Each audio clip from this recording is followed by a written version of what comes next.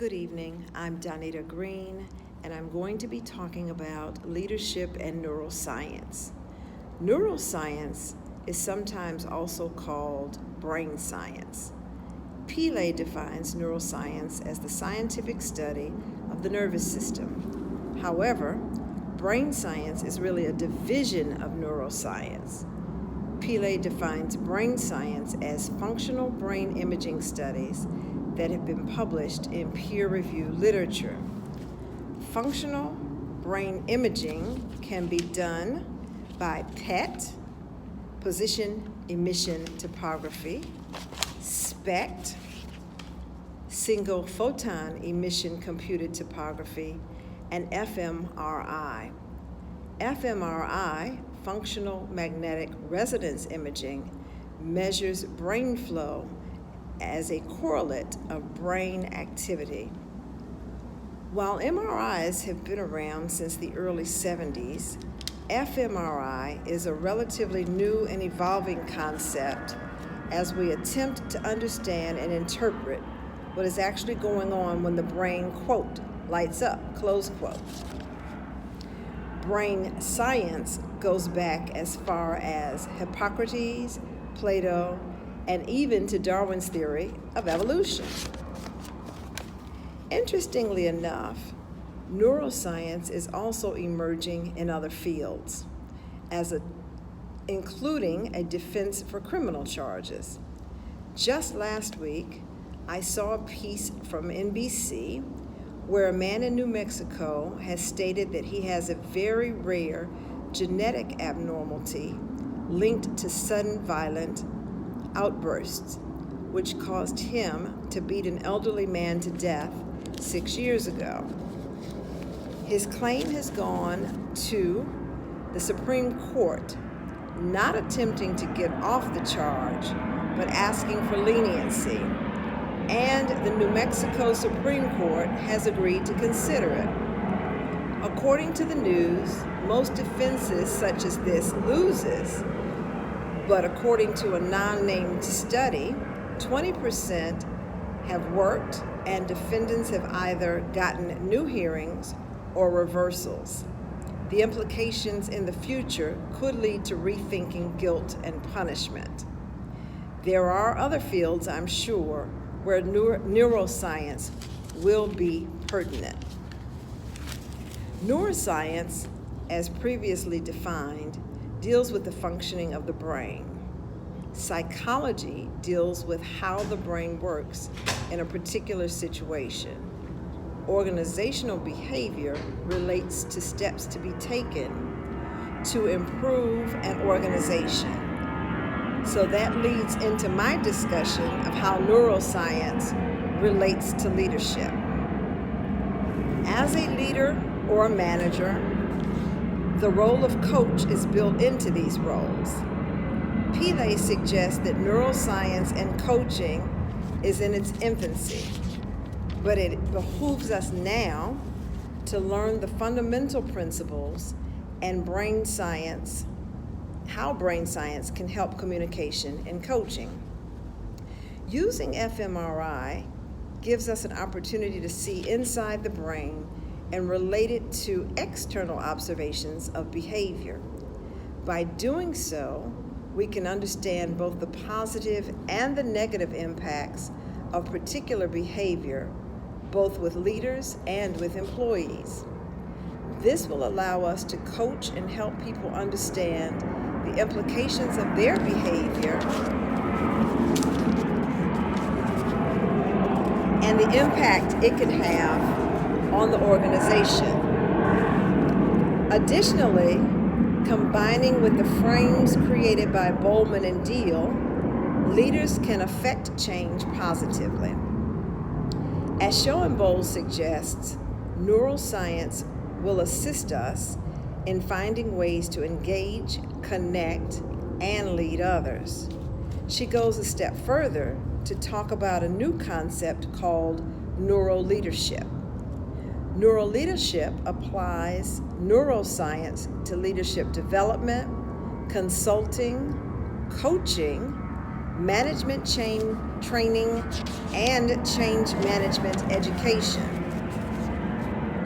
Studies in neuroscience suggest that when there is a positive relationship between manager and employee, an area in the brain activates openness to new ideas, even when a suggestion of change in behavior is needed that is possibly previously considered negative.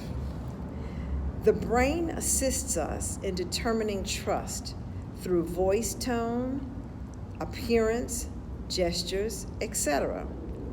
This allows leaders to understand that trust can be built even when an employee is weak in some area. That trust can take the sting out of a coaching moment. In essence, a leader needs to build trust with the employee and always be genuine. In addition, neuroscience suggests that we should be more positive toward our gut feelings.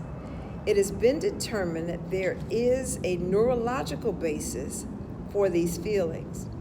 While they should not be the main basis for our decision-making processes, as a leader, gut feelings, along with everything else I previously discussed, is a basis for some consideration.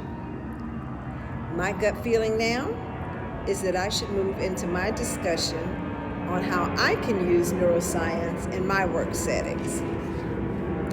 The first setting that comes to mind is a volunteer leadership position that I hold. I sit on a board that operates a gift shop at our local hospital.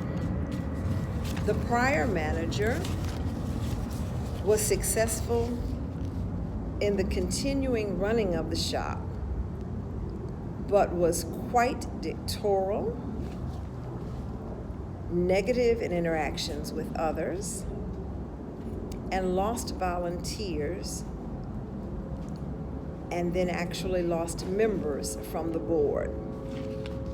This previous manager stepped down after 11 years this past December 31st in what she called retirement.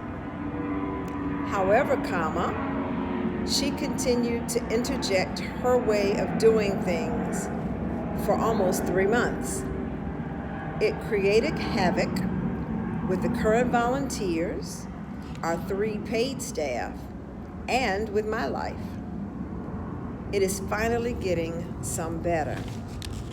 As I read about neuroscience in this week's readings, I see that I can use neuroscience to create trust, to actually incorporate the employees and volunteers in decision-making, which did not occur in the past, and to begin to reduce conflict among one another. I want to use positive emotions, as Pillay talked about, to improve any problem-solving capabilities. In terms of my funeral home, neuroscience gives me more momentum to continue to move the funeral home in a forward direction. I realize that how I lead can determine how my employees function. Our biggest issue currently is my stepdaughter. It's a multi-issue.